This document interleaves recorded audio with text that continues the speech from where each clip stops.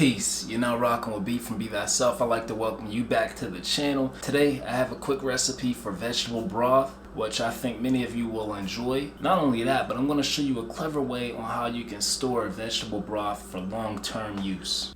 For our base ingredients, we have 2 yellow onions, 1 shallot, butternut squash, dried maitake mushroom, fennel bulb, and kombu, which is a seaweed. I'm going to do thin cuts on all vegetables. This will allow flavor to release easily throughout the process. The gold outer skin of the onion you could use as well, but you could discard any flaky parts.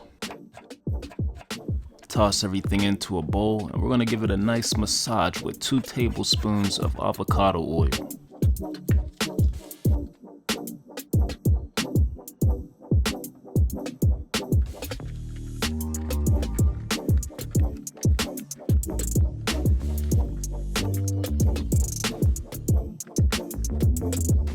Place everything onto a baking sheet with parchment paper, and then we're going to set it into the oven at 300 degrees for about an hour.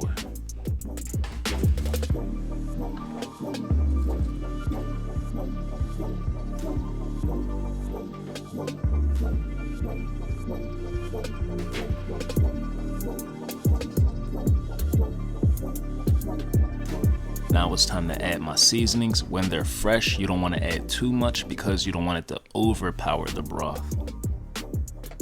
I'm adding 12 cups of cold water. It's very important to add cold water, which helps pull out those rich flavors. At a medium heat, you want to bring it just under a boil, and then you want to bring it all the way down to a simmer for about an hour.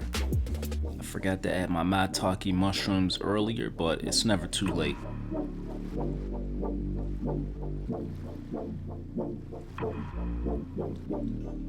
After an hour, you're going to turn off the stove and let it cool.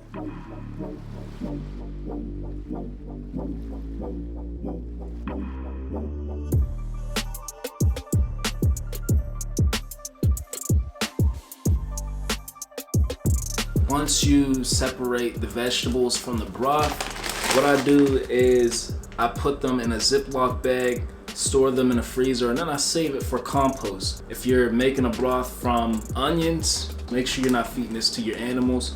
It's going to give them a lot of problems for their stomach, as most animals don't have a tolerance for onions. Alright, I'm rinsing out my pot to re-add my broth. I'm going to add 2 teaspoons of sea salt, setting on a low heat just enough to dissolve the salt.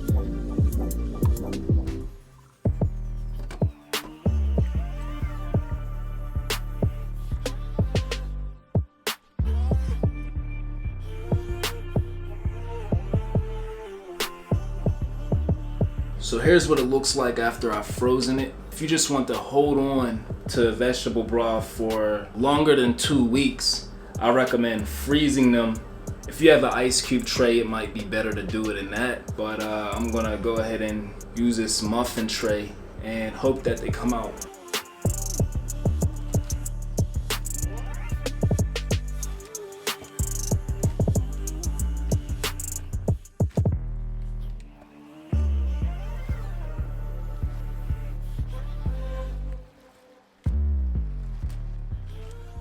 So there you have it, a quick video demonstration on how to make your own homemade vegetable broth. If you found this video enjoyable, feel free to hit the like. If you didn't, feel free to hit the unlike. It is what it is. Don't forget to subscribe, hit the bell, get notified every time we drop content here on the channel, Monday at 8 a.m.